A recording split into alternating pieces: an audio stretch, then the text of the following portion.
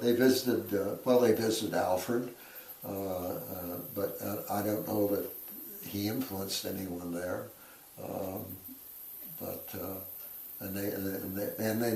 They met people all over the country, and they were intrigued with. They met in New Mexico. They met Charles Eames, Ray Eames, designer, and Hamada was really fascinated by him and his wife, who were both designers, but whether Eames was affected, I doubt. I don't think so. He came back in something like '64 to California, I know, and did a 2-week workshop out there again, and with Susan Peterson, California. So he's been back and forth several times since that '52 trip. He probably had, I think, a stronger influence than Bernard. I think Bernard irritated a lot of people, because he was so convinced that the only way that you would ever make good pots if you went back to your own history, like we should go back to American Indian pots, or maybe the people who came over from Europe first, the German and Scandinavian potters, but he was absolutely convinced of that. And he used to say, you're never going to make pots because you don't have a taproot. That was his phrase. You don't have something that really goes down to something that's very important to you.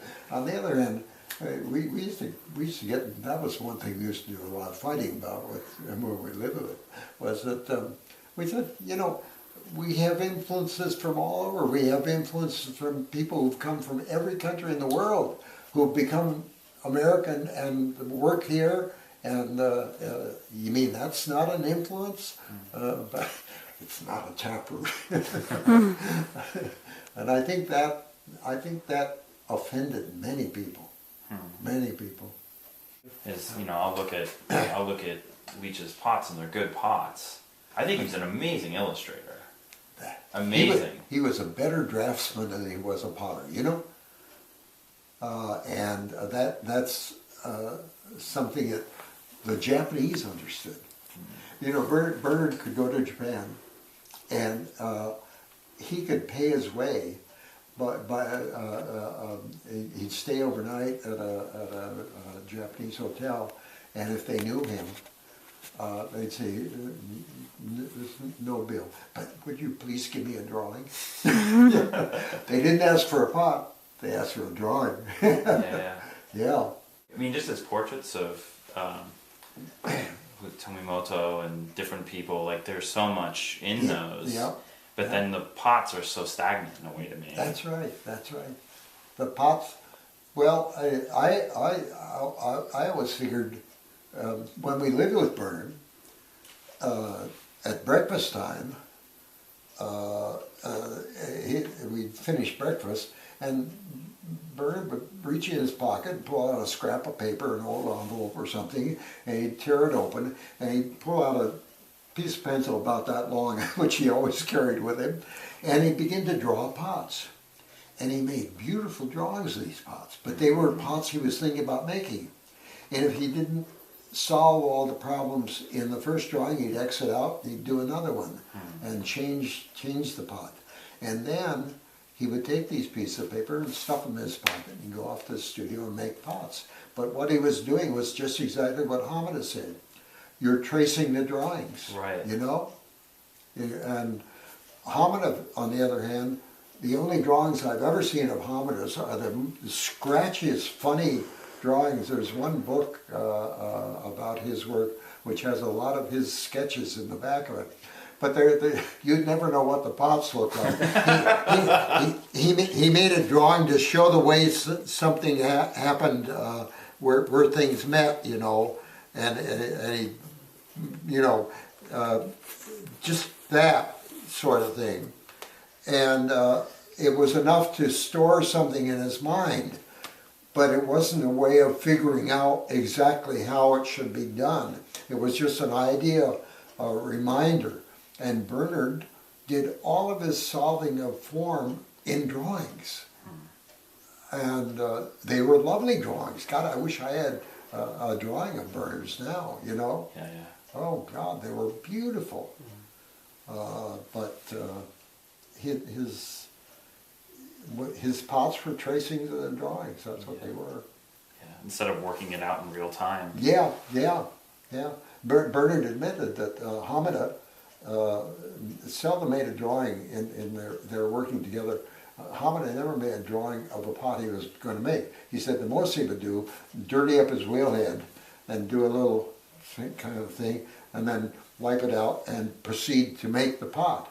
And that was where he solved the problems. Yeah. And I think that's the only way to work. I think back, the pots Alex and I made when we came home to the Leach pottery, they were pretty god-awful. they were. We couldn't get out of that pottery influence for about 3 or 4 years. Although when we left the pottery, when we were on the way home on a boat, Alex said to me, she said, you know, that was the greatest 2 years we'll ever have in our life, but that's no way to run a pottery. She said, we're not going to do it that way. And we never did. Although we had a strong influence where we'd been working that way for so long, it took us, as I say, 3 or 4 years to break out of that. And in fact, I'm still probably affected by some things, but hang on there. When you came back to Minnesota, I mean, there wasn't the community that there is now? No. There was no one in potting here.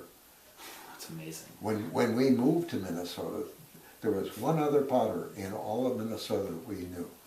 And it was a woman named Martha Cutcomb, and she was living in St. Paul. Her husband worked at the university. He was a bug man for the agriculture. And she made pots, but she was so tied up with the idea that she had to dig her own clay. And the only clay she had access to was an old brickyard across the river from St. Paul, and she used to go over there and dig clay. And it was great for bricks, but it was terrible for pots. Her pots all cracked and warped and all, and she was determined. That she had to dig her own clay, and I don't know if she ever did or not. Give that up. I don't think so. But it's amazing the flourishing of pots in this area now. Yeah. Well, I taught for a tremendous amount of time at the university here, and that meant contacting, well, I had 3 classes a term and 3 terms a year, so 9 classes of about 20 students each that you contact, and those went out and they had contacts and so on, so that certainly, and people also, the Walker Art Center, when we first came here, and for many years thereafter, they were run by a director who was interested in what was expressed then as everyday art. In fact, they had an everyday art gallery in the Walker Art Center in which they showed things for the home, things that people came in contact with every day, and it included a lot of pottery, and that affected people. It was what attracted us to St. Paul in the first place, that everyday art gallery.